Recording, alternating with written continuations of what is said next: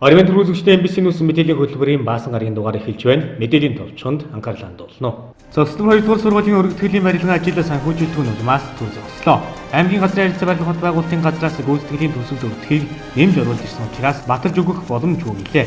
Увс аймгийн хадлан бэлтгэлийн ажил 45% явагдаж байна. Аймгийн нийгмийн эдийн засгийн 8 дугаар сарын статистик мэдээллийг танилцууллаа. Эрүүл мэндийн хамгаалж хот зуршлаас татгал цайныг хөрвүүлнэ. Эдгээр болон бусад мэдээллийн дэлгэрэнгээд анхаарлаа хандуулна. Мэдээ хэлж байна.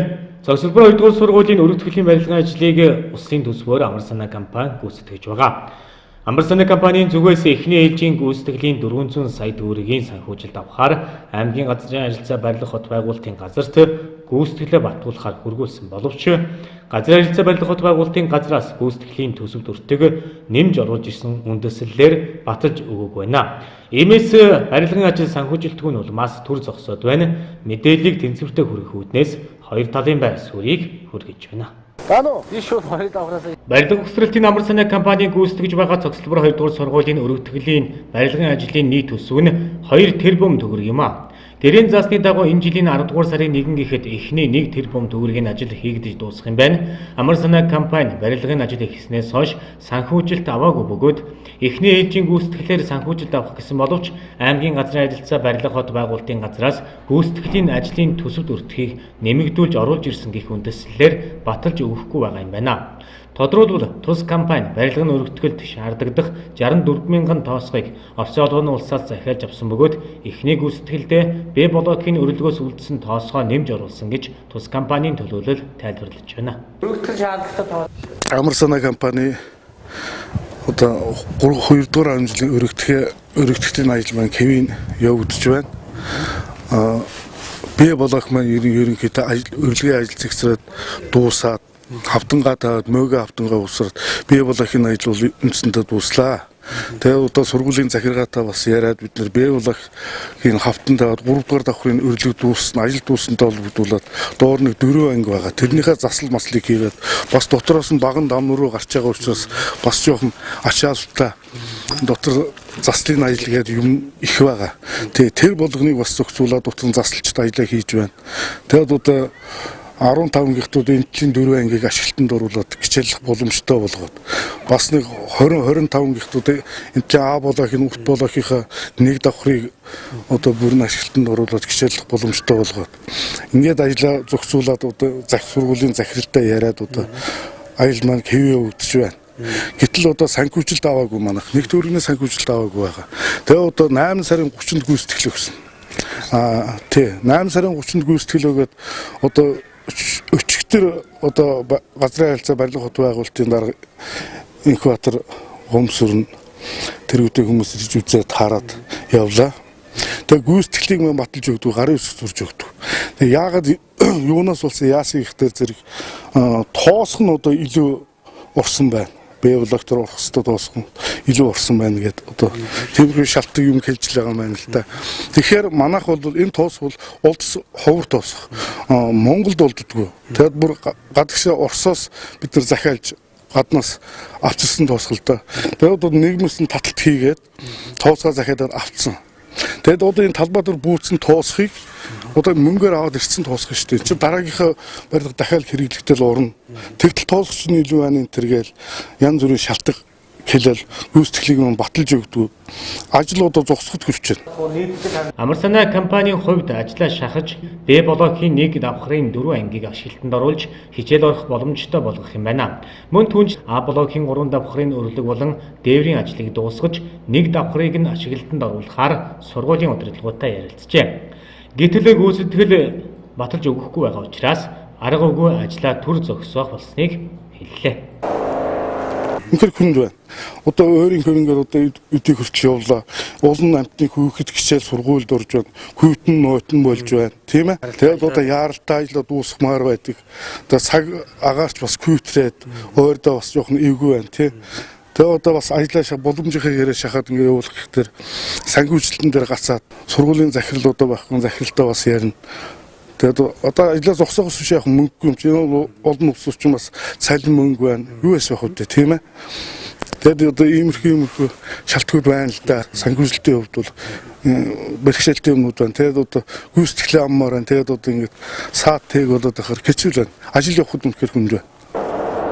Бид мэдээллийг тэнцвэртэй үнэн зөв бодиттой хүргэх үүднээс газрын харилцаа барилга хот байгуулалтын газраас энэ талаар тодрууллаа. Газрын харилцаа барилга хот байгуулалтын газраас энэ сарын 12-ны өдөр барилгын ажлын явцад хяналт хийж ажилласан бөгөөд гүйцэтгэлийн төсөв хэрхэн хэвтэрсэн талаар дараах тоон мэдээллийг өгч байна. За энэ ажлын хувьд бол манай байгууллагаар батлуулсан график хугацааны графикаар бол 10 сарын 5-нд энэ жил 2018 онд төлөвлөгдсөн тэрбум орчим төгрөгийн ажлыг бол өрн гүйцэтгэж дууссан байх хэвээр. Одоогийн байдлаар бол нэг 200 орчим сая төгрөгийн ажил гүйцэтгсэн гэсэн тооцоо гарсан байгаа. Ажлын гэрээ бол 6 сарын 15-нд батлагдаж ажил нь эхэлсэн байгаа. Амар санаа компани ирүүлсэн гүйцэтгэлийг гэн шалгаж үзэхэд гадна өнгөлгөөний 12-ийн 120 мм өнгөлгөөний ханы өрөлөг одоо ажлын бодит гүйцэтгэлээс 1256 м2 илүү төсвийн тоо хэмжээнээс 426 м2 илүү ийм ажил бичигдсэн байгаа мөн гадна болон дотор ханы өрөлгийн ажил 380 мм ханы өрөлгийн ажил 69 м3 илүү төмөр бетон зэрэг хүчийн ажил 8.3 куб метр илүү хан хөөсөн цэрээр дулаалах ажил бодит гүйцэтгэлээс 106 м2 илүү за төмөр бетон ялуу 233 ширхгийг илүү бодит төсөвт байгаа тоог бодит гүйцэтгэлээс илүү бичигдсэн. За дээр нь ажлын фото зураг бодит гүйцэтгэлийн фото зургууд тавсархаагүй ажлын Б блокийн өрөлгийн ханы өрөлөг бис бетон ялуу хүчлэлтийн ажлын хилдалд ажлын акт баталгаажуулсан баримт байхгүй зэрэг алдаанууд зөрчлүүд гарсан. За бид бүхэн бол энэ ажлуудыг гүйцэтгэгч компани инженерт бол танилцуулж энэ алдаа дутагдлыг зааж гүйцэтгэлээ дахин авч ирж гинуулах талаар зөвлөмж өгч ажилласан. За манай байгууллагын хувьд бол улсын төсвийн хөрөнгө болон хувийн хөрөнгө оруулалттай барилга байгууламж захиалагчийн хяналт хийдэг. Энэ маань юу гэсэн үг гэхээр уг ажил нь зураг төсвийнхээ дагуу явагдаж байна уу, материал нь зураг төсвөд заагдсан чанартай материал орж гэнэ үү, хийгдэж гэнэ үү гэдэг дээр л бид нэр хяналт тавьж явдаг. Тэрний дагуу гүйцэтгэлээ батлан явдаг. Ялангуяа сургууль цэцэрлэг, эмнэлэг гэх мэт ийм олон нийтийн үйлчлэгээ явуулдаг, олон нийтийн барилга байгууламжид бол бид нэр энэ ажлыг бол одоо мэргэжлийн түвшинд өндөр тавих шаардлагатай байдаг. Ямар нэгэн байдлаар аваар усал гарахад бол тэр барилга бол одоо чанартай байх хэрэгтэй гэсэн үг шүү дээ. Тэр талаас нь бид нар ингэж ажилладаг. За манай байгууллагын хувьд 2 дугаар жилийн гүйцэтгэлийн өргөтгөлийн барилгын ажлыг зогсоох шийдвэр манай байгууллагаас гараагүй байгаа.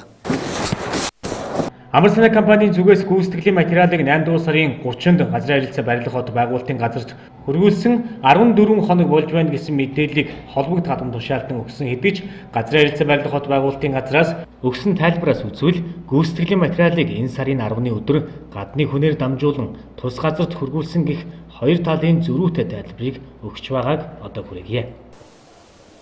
Тэгээ одоо 8 сарын 30-нд гүйцэтгэл өгсөн. 8 сарын 30-нд гүйцэтгэл өгөөд одоо өчигдөр одоо газрын харилцаа барилга хот байгуулалтын дарга Инхбатар Гомсөрн тэргүүтэй хүмүүс ирж үзээд хараад явлаа. За амар санаа компани гүйцэтгэл манай байгууллагад 2018 оны 9 сарын 10-ны өдөр гадны хүнээр дамжуулан манай даргад өгсөн байгаа. За бид нар гүйцэтгэлийг 12-нд одоо бид нар гүйцэтгэлийг аваад газар дээр нь очиж хяналт хийж үтсэн байгаа.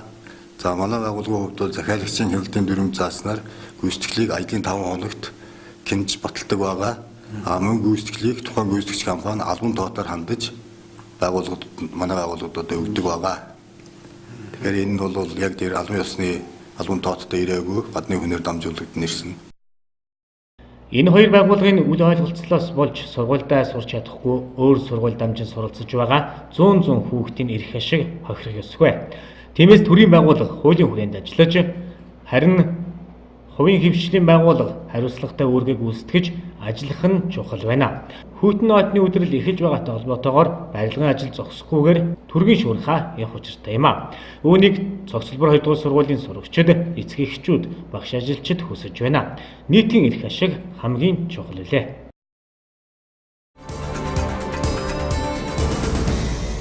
Дараагийн мэдээ.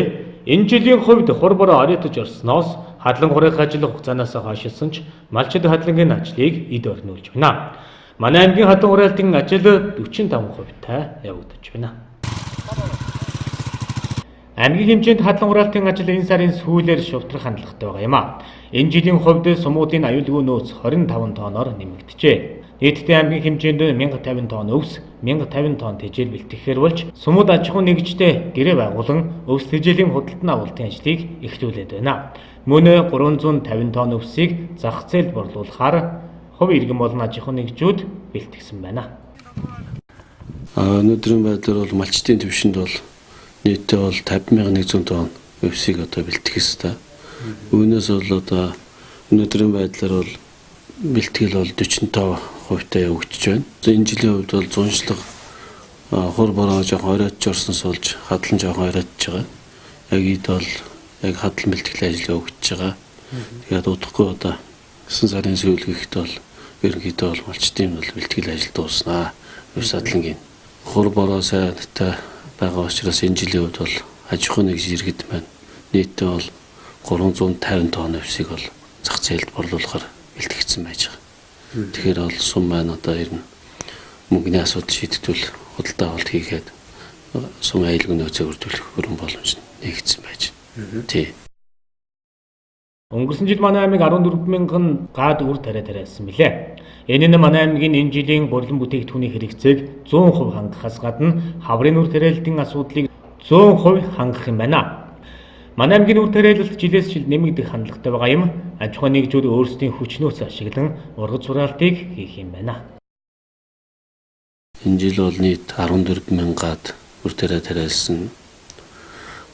Энэ нь бол одоо манай Увс аймгийн хэрэгцээний үр тариаг бол 90-100 хангах боломж нь өртсөн. Тэгээ энэ жил бол нэлээд онцлог байлаа. Хаврын тариалт маань одоо үрийн асуудлыг бол Увс аймгийн хэмжээнд бол 100% шийдэгдсэн. Алтасгийн 70-75 элит сорт өрийг орчиж 300 тонн өрийг бол Оросын болгоноос оруулж ирж өрийн асуудал шийдэгдснээр тариалт маань нэмэгдэж цаашдаа бол одоо Увс аймгийн хэмжээний гурил үр тарианы хэрэгцээг бол 90-100 хангах нөхцөл бүрдэж байгаа. Энэ нь бол жил ирэх тусам бол нэмэгдээд явах бүрэн боломж байгаа. Тэгээд өрн ш бол хийгдээд дууссан. Тэгээд өрн шин үлдэгдэл шатхууны бол олгогдоод явчихна. Хураалтан дээр бол улсын хэмжээнд бол шатхуун олгохдохгүй байгаа. Тэгээд бол аж ахуйн нэгжүүд маань өөрсдийн хүч нөөцөд ажиллана одоо хураалтыг хийгээд явагдана. Тэгээ борлуулалт бол 2-3 үйлдвэр 3 үйлдвэр маань ажиллана. Энэ дээр бол тариалчид маань гэрээ байгуулад одоо үр тариагаа нийлүүлэхээр гэрээ байгуулагдаад явж байгаа. Аймгийн хэмжээнд бол ургацын одоо үржилсэн баланс тогтоосон. Үржилсэн балансаар бол гаагаас авах ургац байна 12.7 центнээр тогтсон байж байгаа. Энэ нь бол одоо улсын хэмжээнд бол ер нь эхний 2-3 одоо байж байгаа. Одоо тариалчид маань одоо хөрөнгө санхүүгийн хувьд бол сүүлийн 2-3 жилд бол боломжийн түвшинд хүрч байна. Техникд сайжирч байна. Энэ нь бол одоо цаашлаад одоо манай баруун бүс нутаг маань манай баруун бүс нутгийг хангах хэмжээний одоо тариалтыг баруун дуруунд дээр шилжүүлж явуулахаар бид бас төлөвлөд явж байгаа. Эх жил бол хатрын 60 жил болно. Энэний одоо бэлтгэл ажил хангахтаар бид нэр бас 60 бүтээлч ажлыг төлөвлөд явж байгаа. Түүний нэг юугаар бол өрийн шинжилгээг хийжлээ. Одоо мөн одоо газар тариалангаас газар тариалны эрхлэгчнээс одоо хөрсний дээжийг бол 344 эрх найж ах нэгжийн одоо хөрсний дээжийг аваад одоо хариуг өгсөн байж байгаа. Хөрсний дээжээр яах вэ гэхээр одоо ямар хэмжээний бордоо ямар хэмжээний одоо боловсруулалт хийх шаардлагатай бол одоо хөрсний шинжилгээгээр тогтно. Тэгэхээр энэ нь бол бас гаагаас авах ургац бол бас нэмэгдэх хандлагатай. Мөн эх жил Атрын 60 жилийн ой хүрээнд 60 бүтээлч ажлыг хийхээр төлөвлөн ажиллаж байна. Манай аймгийн ургац хураалт жилээс жил нэмэгдэж байгаа нь цаашлаад баруун бүсийн хэрэгцээг хангах хэмжээний тариалтыг хийх боломжтой гэж албаныхан хэлж байна.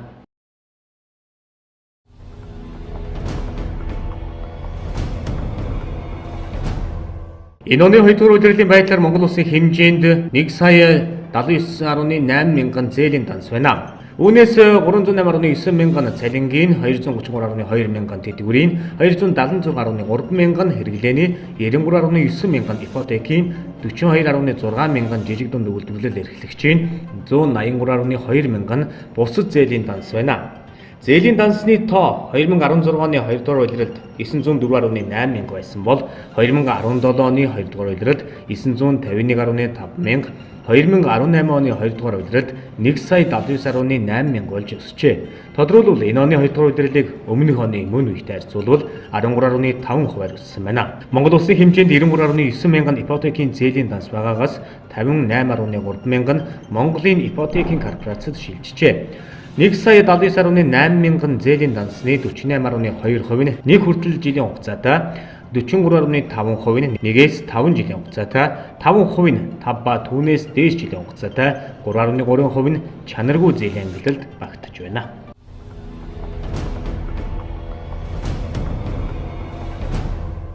Монгол Улсын ерөнхий сайд хүүхдийн төлөө үндэсний зөвлөлийн дарга хөрөлсөх улсын хурлын гишүүн, цахим бодлогын түр хорооны дарга учрал болон цагдаа ерөнхий газар хууль зүйн хүүхдийн хамгааллыг зохицуулах хорооны асуудал хариуцсан мэргэжлүүдийг хүлээн авч уулзлаа.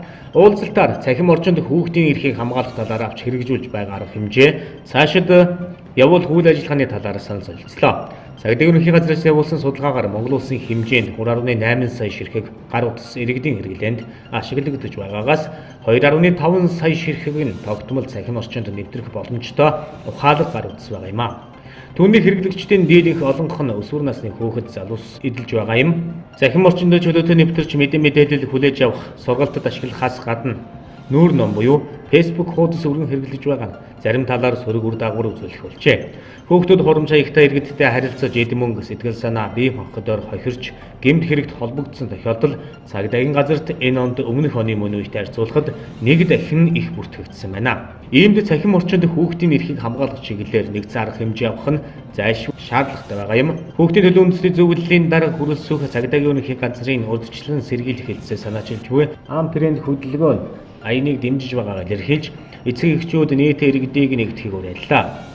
Цахим бодлогын түр хорооноос ерөнхий боловсролын сургуулийн багш нар, эцэг эхчүүд, эрдэмтэн судлаач оролцсон 800 гаруй хүний дунд цахим орчинд хүүхдийн эрхийг хэрхэн хамгаалах асуудлын хүрээнд таны хүүхдийг танихгүй хүн хүмүүжүүлж байна сэдвээр хэлэлцүүлэг явуулж, зөвлөмж гаргасныг мөн хүлээн авч засгийн газрын шат шатны байгууллагын бодлого шийдвэр тусах нь анхаарч ажиллах юм байна. Түүнчлэн өөрийн орны хүүхэд залууст техник технологийн хөгжил, интернетийн хязгааргүй боломжийг үр ашигтай аюулгүй хэрэглүүлэх нөхцөлийг нэгдсэн бодлогоор бүрдүүлэх, олон нийтийг соён гэгэрүүлэх, урьдчилан сэргийлэх арга хэмжээ авах нь бидний үүрэг.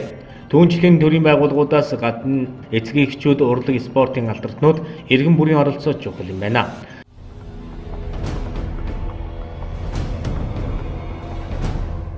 Хичээлийн шинэ жил эхэлсэн өдрөөс эхэлж цалингаа нэмэгдүүлэхийг шаардсан багш нар ажил хаялт зарлаад 9 хонож байна. Хөтөлбөр нийгмийн хамгааллын сайд Чин зураг, боловсрол, соёл, шинжлэх ухааны, спортын сайд Цогцлмоноор 9 дугаар сарын 12-нд Монголын боловсрол, шинжлэх ухааны үйлдвэрчний эвлэлийн холбоо болон багш нарын ажил хаялтыг зохион байгуулах ажлын хэсгийн төлөөлөлтөд дахин уулзжээ. Улмаар цалин нэмэгдүүлэх асуудлаар тавьсан шаардлагынх нь хариу өгсөн байна. Уг шаардлагад багш нарын цалин 2018 оны 9 дугаар сараас 10-50%-аар нэмэгдүүлэх төсвийн боломж байгаа тул боловсролын болон эрүүл мэндийн салбарын ажилтнуудын цалингийн доод жишгийг 2014 онд шинжилэн тогтооход үүссэн 4.3%-ийн зөрүүг арилгах арга хэмжээг боловсрол, соёл, шинжлэх ухааны, спортын салбарын 2018 оны төсвийн багцад зохицуулан шийдвэрлэж энэ оны 9 дугаар сараас хэрэгжүүлэх саналтай байна. Цалин 2019 оны 1 дугаар сарын 1-ээс 50%-аас доошгүй хуваар нэмэгдүүлэхэд нэг их 80 төгрөг нэмж шаардагдана. Төсөвд ийм хөрөнгийн боломж хомс бөгөөд цалин огцом өндөр хуваар нэмэх нь бараа бүтээгдэхүүний үнийг өсгөх сөрөг талтай болно.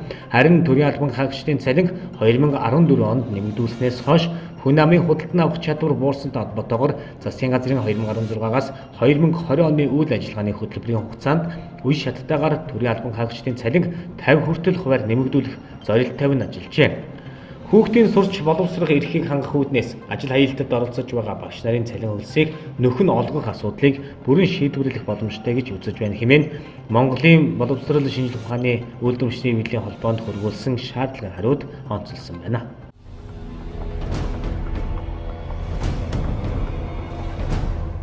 Монголын аялал жуулчлалын томоохон эвийн дарга хэмжээнүүдийн нэг болох Бүргэдийн баярыг энэ жил 10 дугаар сарын 6-наас 7-ны өдрүүдэд Баяуулгийн Бугад сумын Сая толгой хэмээх газар зохион байгуулахаар болжээ.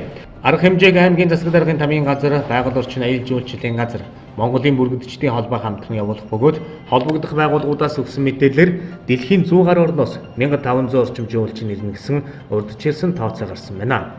Бүргэдийн баяр нь тэмцээний хэлбэрээр явагддаг бөгөөд оролцох бүргэдчид үндэсний хувцасаараа ойж гаршуулсан бүргэдээ гарын шуун дээр суулгаж бүргэдээр ан хийхэд сургасан морьтой жагсан баярын талбайд орж ирдэг. Оролцогчдыг Казак төмний уламжлалт зан заншлыг хадгалсан байдал, өнгө, дизайн болон сургаж гаршуулсан байдал зэрэг олон нарийн шалгуураар шалгаж хамгийн уран гойсон үндэсний хувцас морь болон бүргэдийн тоноглолтод оролцогчдоос шилдэгүүдийг тодорхойлдог уламжлалтай.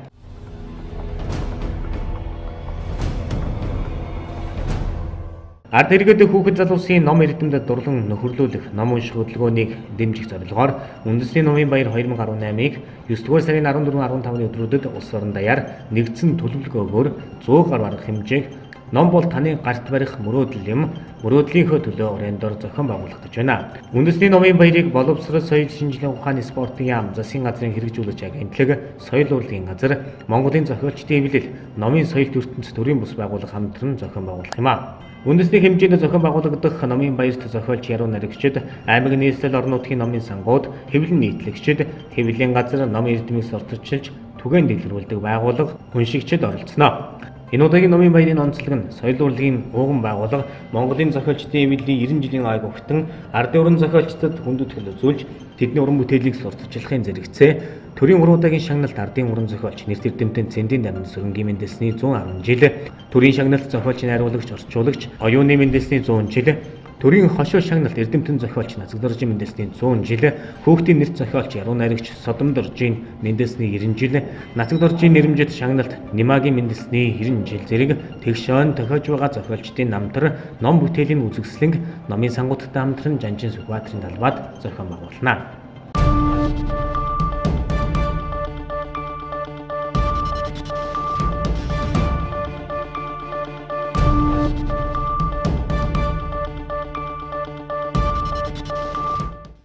Дараагийн мэдээ.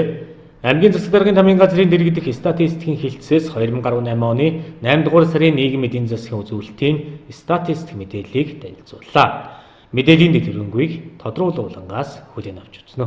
За 2018 оны 8 сарын нийгмийн эдийн засгийн статистик мэдээллийг танилцуулж байна. Хүн ам нийгмийн үзүүлэлт амарцын их 2018 оны 8 сард 1249 их амарчиж 1261 хүүхэд төрж нас оролт 315 болсон байна. Өмнөх оны мөн үетэй харьцуулахад амарцын их 154 болж 10.9%-аар, дөрсөн хүүхэд 149 болж 10.6%-аар буурсан үзүүлэлттэй байна. Нялхсан индэгдэл эхний 8 сард 22 гарсан ба өмнөх оны мөн үеэс 1 гаралтаар бага байна. Нэгээс 5 насны хүүхдийн индэгдэл 29 гарсан ба өнгөрсөн оны мөн үетэй харьцуулахад ижил түвшин байна. Бүртгэлтэй ажилгүй иргэд 8 сард 637 байгаа нь аймгийн хэмжээнд бүртгэлтэй ажилгүй иргэдийн 48%-д 15-аас 34 насны залуучууд эзэлж байна. Бүртгэлтэй ажилгүй иргэдийг боловсролын түвшнээр нь авч үзэх юм бол 2.4% боловсролгүй иргэд, 5% бага боловсралтай, 11.3% нь бүрэн дунд боловсралтай, 49.9% нь бүрэн дунд, мэргэжлийн анхан шатны боловсралтай хүмүүс 8.6%, тусгай дунд боловсрал 2.7%, дээд боловсралтай хүн 27.2%-ийг эзэлж байгаа юм байна. За Монгол банкны зузаатгалаар авсан орлого бол 34 тэрбум 226.2 сая төгрөг, кассийн орлого нь 385.2 тэрбум төгрөг байна. Монгол банкнд эргүүлэн татсан 26 тэрбум 593.8 сая, кассийн зарлага 396 тэрбум 777.7 сая төгрөг байна. Зээлийн өрийн үлдэгдэл 183 тэрбум 154.5 сая төгрөг, өвнөөс хугацаа хэтэрсэн зээл 3.216.4 сая төгрөг, найдваргүй зээл 12.106.1 сая төгрөг байна. Хадгаламжийн үйлдэгдэл болохоор 98.706.8 сая төгрөг байгаа нь өнгөрсөн үетэй харьцуулахад 13.4 тэрбумаар өссөн үзүүлэлттэй байна. Аймгийн төсвийн орлого 7.998.8 сая төгрөг байгаа нь өнгөрсөн оны мөн үетэй харьцуулахад 20.1%-аар өссөн. За орон нутагт олгох дэмжлэг тусламж 17.730.4 болж өнгөрсөн оны мөн үеэс 39.6%-аар өссөн байна. Төсвийн орлогыг бүтцээр нь авч үзвэл орлогын албан татвар 19%, өмчийн татвар 3%, бусад татвар 8.6%, татварын бус орлого 1.5%, тусламжийн орлого 67.7%-ыг эзэлж байна. Төсвийн зарлагыг бүтцээр нь авч үзвэл нийгмийн халамж үйлчилгээ 14.8%, цалин хөлс 46.3%, нийгмийн даатгалын шимтгэл 5.5%, бусад зардал 19%, урсгал шилжүүлэг 5.6%, хөрөнгө оруулалт 8.8% байна. Хэрэглээний бараа үйлчилгээний ерөнхий индексийг өмнөх сартай харьцуулахад 0.6%-аар буурсан байна. Оны эхнээс бол 4.3%-аар өсөлттэй харагдаж байна. За тариалалт 14.580 гад үр тариа, өвнөөс 14.155 гад улаан буудаа, 265.8 гад төмөс, 275.1 гад хүнсний ногоо тариалсан бол 2367.5 гад тэжээлийн ургамал, 1 гад эмийн ургамал нийт 17.5 мянган гад тариалалт хийсэн байна. Өнгөрсөн оны мөн үетэй харьцуулахад төмөс 7.8 гагаар буурч, хүнсний ногоо 0.6 га, тэжээлийн ургамал 475.7 га, үр тариа 5344.8 гагаар өссөн байна. Уруу сургаалт эхлэлтийн байдалтай байгаа ба 14.8 мянган тонн байгалийн хадлан 2816.3 тонн тэжээлийн ургамал, 189 тонн төмөс, 173.1 тонн хүнсний ногоо хураасан байна. Өнгөрсөн оны мөн үетэй харьцуулахад хураа авсан төмөс 96.5 тонн, хүнсний ногоо 198.5 тонн, байгалийн хадлан 5753.5 тонноор бага, тэжээлийн ургамал 2816 тонноор өссөн явцын мэдээтэй байна. Нийт үйлдвэрлэлтийн 63.6%-ийг дулаан түгээлт ус хангамж, 27.9%-ийг боловсруулах салбарын үйлдвэрлэл, 8.5%-ийг уул уурхай олборлолт эзэлж байна. За 2018 оны 8 сарын байдлаар 224 гэмтэр гарсан өнгөрсөн оны мөн үеэс 1.3%-аар буурсан үзүүлэлттэй байна. За гэмт хэргийн улмаас 272.3 сая төгрөгийн хохирол учирснаас 173.6 сая төгрөгийг нөхөн төлөвлөсөн байна. Дараагийн мэдээ. Өсвөр үе залуучуудад үндэсний өс соёлыг таниулан сурталчлах, түгээн дэвтгэрүүлэх, нөхөн өрчмөн эрүүл мэндийн боловсрол олгож, эрүүл амьдрах арга ухаанд сургах зорилгоор эрүүл мэндийг хамгаалж, хот зуршлаас татгалзах энийг аймгийн гэр бүл хүүхэд залуучуудын хөгжлийн газраас өрнүүлээд байна. Монгол улс 2018 оны дэлхийн залуучуудын хөгжлийн индексээр дэлхийн 183 орноос 71-р ирэмблэгдэж байна. Дэлхийн улс орнуудын залуучуудын хөгжлийн төвшинг, эрүүл мэнд, хөдөлмөр эрхлэлт, боловсрол, нийгмийн идэвхэх оролцоо, манлайлал гэсэн үзүүлэлтээр тооцон гаргажээ.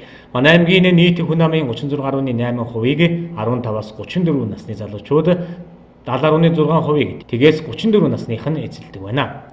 2018 оны хагас жилийн байдлаар идэвхтэй ажил хайж байгаа иргэдийн 55.1%-ийг 15-аас 34 насны залуучууд, халдвар төвчин, бэлгийн замын халдвар төвчнөөр өвчлөгчдийн 80% нь 39-өөс доош насныхан байна гэсэн тоон үзүүлэлт гарчээ. Энэ үлрэлт маань ерөнхийдөө залуучдын хөгжлийн сар буюу 8 сарын 24-өөс аль ёсны нээлттэйгээр 11 сарын 26-нд хаалт ихээр ерөнхийдөө бэлтгэл ажил хийгдэж явагдаж байна. Яагаад бид энэ үлрэлийг ийм нэртэйгээр явж байгаа юм бэ гэхээр Монгол улсын маань нийт хүн амын 35.5%-ийг залуучууд эзэлж байна. Увс аймгийн хувьд маань 36.2%-ийг мөн залуучууд эзэлж байна. Тэгэхээр Монгол улс маань ерөнхийдөө залуучуудын их орн увс аймгийн залуучууд ерөнхийдөө улс орныг авч явах цаг үлжээ гэсэн. Тэгэхээр мөн басны гол шалтгаан бол дэлхийд дахин бол залуучуудын хөгжлийг бол үндсэн 5-ны индексээр тодорхойлж байгаа.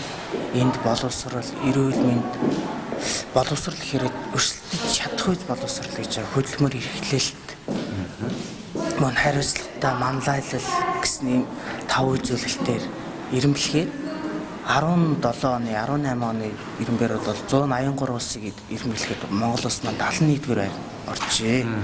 Тэгэхээр энэ яагаад 71-р байранд орж байгаа нэг үндсэн гол шалтгааныг аваад үзэхээр Монгол улсын маань эрүүл мэнд гэдэг зүйл маань маш их орхигдсон байна. Халдвар өвчнөр өвчлөгсөд тэр дунд бэлгийн замаар дамжих халдвараа өвчлөгсдөг маань 80 орчим хувийг залуучууд эзэлж байна. Мөн судалгаагаар 17 18 оны судалгаагаар залуу хүний 3 хүний нэг нь арх тамхи хэрглэж байна гэсэн судалгаа гараад байгаа маа. Тийм учраас бид энэ улирлыг болов орц суртаа татгалзах, эрүүл мэндийг хамгаалах залуучуудын үндэсний дээрээс нэмээд залуучуудад маань үндэсний өв соёлоо мартагдах энэ даяарчлагдсан нийгэм бол мартагдах юм үйл явдал өрнөд байгаа учраас энийг хамгаалах, өглөөлөх тийм улирал болгон зарлж байгаамаа. Аймгийн гэр бүл хүүхэд залуучуудын хөгжлийг дэмжих хөтөлбөрийн хүрээнд өсвөр үе залуучуудад үндэсний өв соёл уламжлалаа хамгаалах, өвлүүлэн хөгжүүлэх, нөхөн өрчхөн эрүүл мэндийн боловсрол олгож, эрүүл амьдрах арга ухаанд сургах, хорт зуршлаас урьдчилан сэргийлэх зэрэг үр дагаврыг таниулах зорилгоор 2018 оны 4-р удирлыг эрүүл мэндийг хамгаалж, хорт зуршлаас татгалзах, үндэсний өв соёл уламжлалаа хамгаалан хөгжүүлэх удирдал болгон зарлаж байна. Энэ улиралтай холбогдуулаад бид бол үндсэндээ 12 төрлийн ажлыг хийхээр явагдаж байна. За нэгд бол мэдээж эерэг хандлага эрүүл оюутан гэсэн аян байгаа. Энэ маань ерөнхийдөө 3 дахь жилдээ явагдаж байна. Энэ аян маань 10 сарын 1-ээс 11 сарын 1-ийн хүртэл явагдана. Хоёрд бол үе тэнгийн сурагч багш байгаа. Ийм болохоор үе тэнгийн одоо яг өсвөр насныханд бол бид заавар зөвлөгөө өгөхөөс гадна үе тэнгийнхэн маань чи ингэж болохгүй шүү. Энэ бол руу гэдэг зүйлийг хэлэхүүднээс бид нар бол 3 дахь удаагийн үе тэнгийн сурагч бэлтгэхээс явагдаж байна. Ерөнхийдөө улаан гомсон дээр бол 50 хүүхэд бэлтгэдэг. Ерөнхий боловсролын 6 сургууль дээр 50 хүүхэд бэлтгэлдэл ажиллаа явагдаж байгаа. Одоо бол сум руугаа ч гэсэн тэнгийн сурагч багш руугаа бэлтгэгээ явагдаж байна. За дараа нь бол мэдээж алтан намруулгын наадам мөн 3 дахь жилдээ явагдаж байна. Мөн хөтөлбөр аюулгүй байдлыг таниулах, сурталчлах, нөлөөллийн ажил явагдаж байна. Ийм маань яг энэ аяныг бол бид нэр газар тариалны эрхлэгч, жижиг дунд үйлдвэрлэл эрхлэгчид мөн малчид гэсэн яг зорилттой бүлгэрүүгээ энэ аяныг бол явуулахаар төлөөлөн ажиллаж байна. Мөн энэ дээр бол цогц сургалтыг тавьсан ба энэ цогц сургалт бол сумдуулаар явагдах юм. Энэ дээр бол амьдрах ухааны боловсрол, өрхийн тэргүүний манлайлал, үгийн бичих, хөтлөх гэсэн үндсэн сургалтууд явагдана. Энэ баяны хүрээнд эерэг хандлага, эрүүл оюутан, тамхины ишгүү, увс, нутагтаа сайхан амьдрий гэсэн томоохон аянуудыг зохион байгуулах юм а. Эрүүл мэндийг хамгаалж, хорт зуршлаас татгалзах, үндэсний өв соёл уламжлалаа хамгаалан хөгжүүлэх аянд 15-аас 34 насны залуус идэвхтэй амралтыг тус байгууллагаас уриалж байна.